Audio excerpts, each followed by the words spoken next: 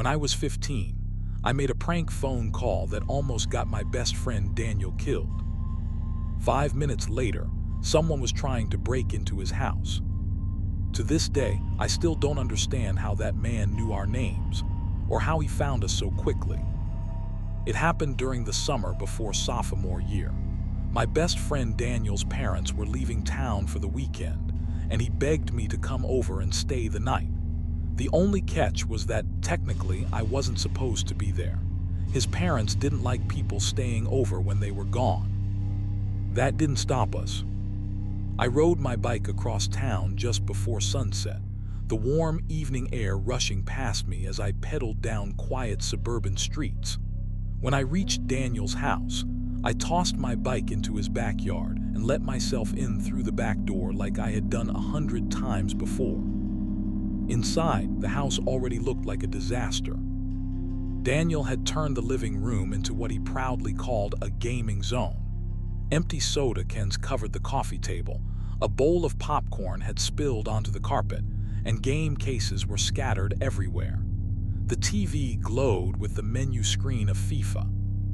"Dude, you're late," Daniel said, tossing me a controller. For the next few hours, we played basically every game he owned. FIFA, Call of Duty, some racing game neither of us liked but played anyway. Junk food kept piling up around us. Eventually, we got bored. It was around 9:30 when we decided to put on a movie. I don't even remember what it was. Some random horror movie we found on Netflix, but neither of us were really paying attention. We kept talking over it. Then Daniel grabbed the house phone. "We should do prank calls," he said. I laughed. Who still answers random numbers? Only one way to find out. Daniel started by calling a few pizza places and pretending to order ridiculous things like pineapple and anchovies on a chocolate pizza.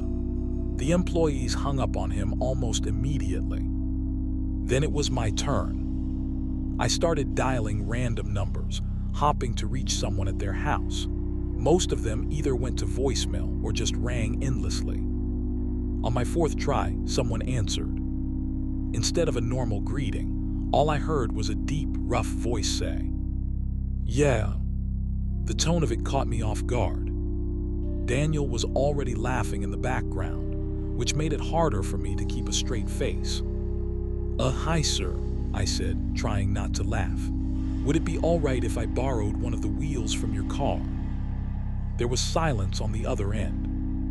No laugh, no confusion. Just silence.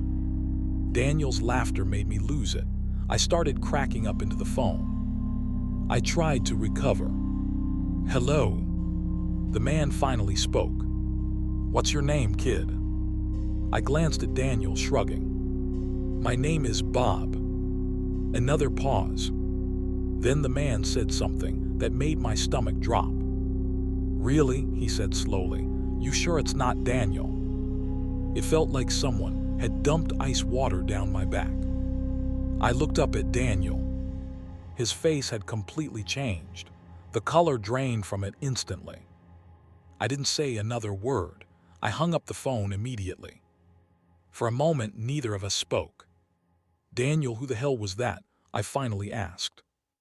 I don't know," he said. "Does your caller ID show your name or something?" "No, it shows my dad's name." That made it even worse. We went to his computer and started searching online, trying to figure out if someone could somehow pull personal information from a phone number. But nothing made sense. Daniel was 15. He wasn't on any social media with his real information back then. After about 20 minutes, we gave up. "Dude, it was probably just a coincidence," Daniel said, trying to laugh it off. I tried to believe that. We went back to the living room and resumed the movie. About 10 minutes later, I had completely forgotten about the call. Until we both heard it. The front storm door opening. Daniel muted the TV. We stared at each other. Then we heard the front doorknob slowly turning. It twisted halfway before the lock stopped it. Daniel quickly shut off the TV, plunging the living room into darkness except for the faint glow of the hallway light. I crept toward the front window. Carefully, I lifted the blinds just enough to peek outside. There was a man standing on the porch. He was tall, at least 6 feet. His figure was just a dark silhouette under the porch light. But what disturbed me most was how still he was standing, like he had been waiting there. Then the blinds moved slightly in my hand. The man turned his head instantly. Our eyes met. I slammed the blind shut. "There's someone out there," I whispered. Daniel grabbed my arm. "What do we do?" Before I could answer, we heard something else. The sound of the backyard gate creaking open. My stomach dropped. "God damn it," I whispered. "I forgot to shut the back door." Daniel looked horrified. "Go lock it." I ran down the hallway toward the back door. But I froze halfway there. There was a silhouette standing outside the glass door. The man. He was looking inside the house. Before I could move, the handle turned. The door slowly opened. I backed away as quietly as I could and rushed into the kitchen. Daniel was already waiting there. "Upstairs," I whispered. We crept up the stairs as quietly as possible and slipped into Daniel's bedroom, closing the door without a sound. There was only one place to hide. Under the bed. Daniel's bed had cloth hanging around the sides that hid the space underneath. We crawled under and laid flat against the floor. A few seconds later, we heard the back door downstairs close. Then footsteps. Doors began opening one by one. The kitchen, the living room, the hallway. Each sound got closer to the staircase. Then the stairs creaked. Slow, heavy, step by step. The footsteps stopped outside Daniel's bedroom. The door opened.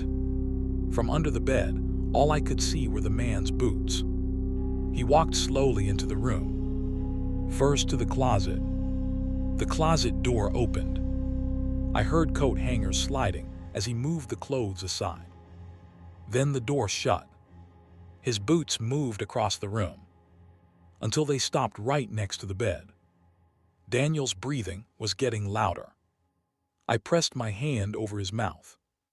The man didn't move. For nearly a full minute, he just stood there.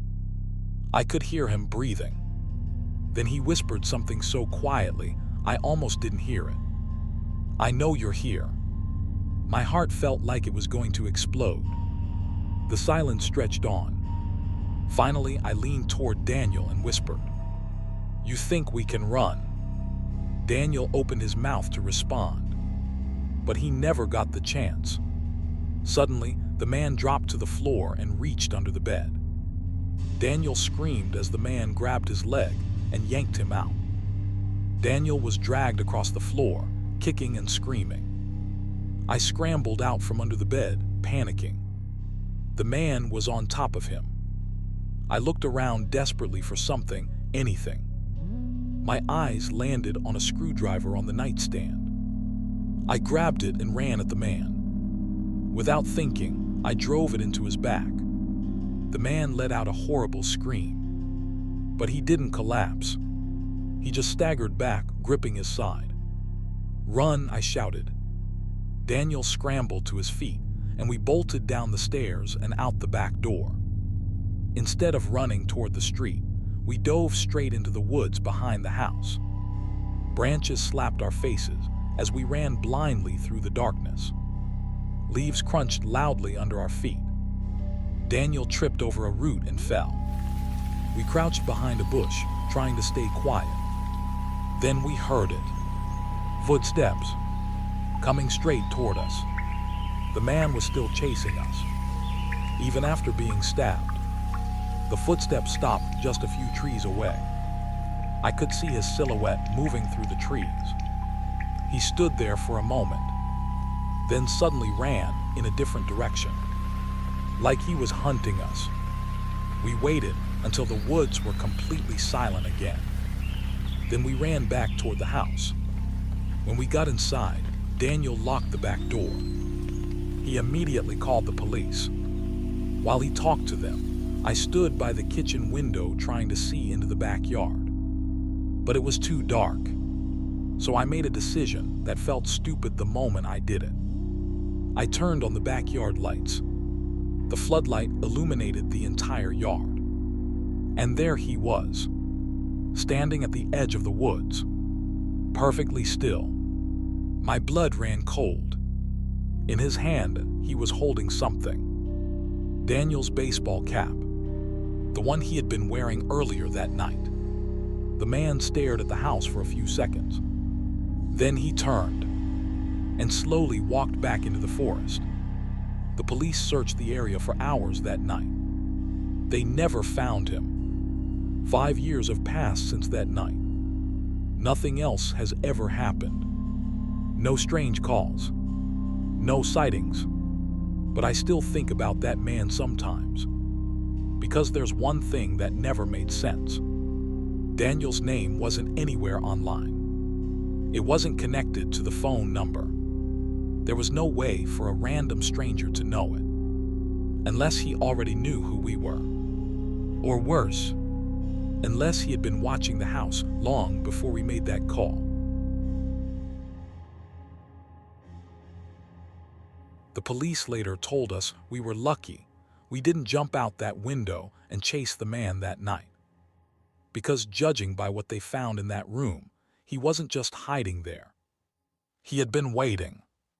It started with one of the stupidest arguments my wife and I had ever had. We've had our share of fights over the years, but that night she just wouldn't stop. It started with something small. I forgot to put the toilet seat down before leaving for work. When I got home, she was already irritated about something else, and that tiny mistake set her off.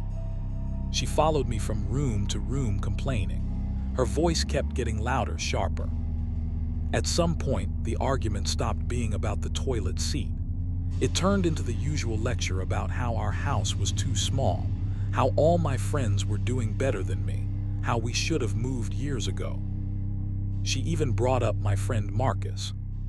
Marcus had a huge house on the other side of town. Every time she mentioned it, it felt like a personal attack. By around 10 that night, I couldn't take it anymore. I grabbed my keys and stepped outside before the argument could get any worse. Sitting in my car, I called Marcus and asked if I could crash at his place for the night. He laughed and told me I could stay as long as I wanted. I drove over right away. Marcus lived in a big 2-story house in a quiet neighborhood that always felt a little too empty. Most of the houses around him were older, with long driveways and large backyards. When I pulled in, the house looked almost completely dark except for the living room light. Marcus opened the door with a grin and a couple beers already in his hand. We sat in the living room for a while, talking and catching up. I told him about the argument with my wife, and he just shook his head. At one point he joked, "You can stay here a week if you want. I've got rooms I don't even use." He wasn't exaggerating. Upstairs, there were 3 guest bedrooms lined up next to each other down the hallway. Marcus's bedroom was directly across from them. He told me to take the middle guest room. The other 2 were locked. When I asked why, he casually said he kept some personal valuables in those rooms, old electronics, documents, things he didn't want lying around. It seemed normal enough. But when I walked into the guest room, I noticed something strange right away. A faint smell. Not strong, just stale, like a mix of old clothes and something sour. I assumed it was just because the room hadn't been used in a while. I got ready for bed and tried to ignore it. Downstairs, Marcus turned off the lights and eventually went to his room across the hall. The house became incredibly quiet after that. Too quiet. Lying there in the dark, I started noticing little things. The hallway floor creaked once or twice. At first, I assumed Marcus was walking around. Then I heard something else. a slow movement from the room next door. It sounded like someone shifting their weight on a bed. I sat up, listening carefully. Another sound followed, a faint tapping on the wall beside my bed. 3 light taps. I waited a few seconds. Nothing. Eventually, I got up and stepped into the hallway. Marcus's bedroom door was slightly open. When I looked inside, he was already asleep. I whispered his name and nudged the door open. He groggily asked what was wrong. I told him I thought someone was moving around in the guest room next to mine. He frowned but shook his head. "I didn't hear anything," he said. "Those rooms are locked anyway." When I asked why he kept them locked again, he repeated that he stored valuables there and didn't want anyone going through them. Then he told me to try to get some sleep. So I went back to my room. For the next 30 minutes, everything was silent. I was just starting to drift off when it happened again. A tap. This time louder. Then another. I froze in bed. The sound came directly through the wall. Then I heard something dragging slowly across the floor in the next room. My heart started pounding. And then a voice. So quiet I almost thought I imagined it. A whisper. It sounded like someone trying very hard not to be heard. I jumped out of bed and ran straight to Marcus's room. This time he could see the panic on my face. Without arguing, he grabbed a small key ring from his nightstand. We walked into the hallway together. Marcus unlocked the door to the guest room next to mine. The second the door opened, a cold breeze hit us. The window on the far side of the room was wide open. The closet door hung open too. The bed sheets were twisted, like someone had been sleeping there. Marcus rushed to the dresser and pulled open the drawers. They were empty. The things he had stored there were gone. On the floor were several crumpled plastic bags and food wrappers. Someone had definitely been living there. Marcus suddenly went pale. Without saying anything, he ran to the last guest bedroom. The third one. I followed right behind him. His hand shook as he unlocked the door. The moment it swung open, something moved. A tall black silhouette launched across the room and dove straight through the open window. The figure landed hard on the patio roof outside. For a second, Marcus looked like he might jump out after him. Instead, we both ran downstairs and burst out the back door. But by the time we reached the yard, whoever it was had already disappeared into the darkness behind the fence. That's when we went back upstairs and saw what we had missed. The bed in that room was covered with white sheets, but they weren't white anymore. Dark stains soaked through the fabric. Blood. A large butcher knife lay on the floor beside the bed. Marcus immediately recognized it as the knife that had gone missing from his kitchen a week earlier. There were more disturbing details the longer we looked.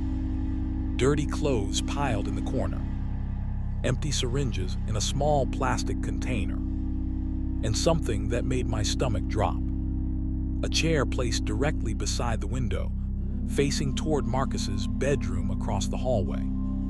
From that spot, someone could see straight through his partially open door, watching him sleep. But the worst part came when the police arrived. They searched the rooms and found evidence that at least 3 people had been living there. 3. The officers told us squatters sometimes hide in empty houses like that, especially addicts looking for somewhere quiet. But one detail stuck with me. The blood on the sheets was tested, and according to the officer who called Marcus later, it didn't belong to the man who jumped out the window. Whoever was bleeding that night was never found. Marcus sold the house 3 months later. As for me, I still think about something the officer said before he left. He told us the amount of food wrappers they found suggested those people had been staying there for weeks, which means while Marcus and I were downstairs drinking beers that night.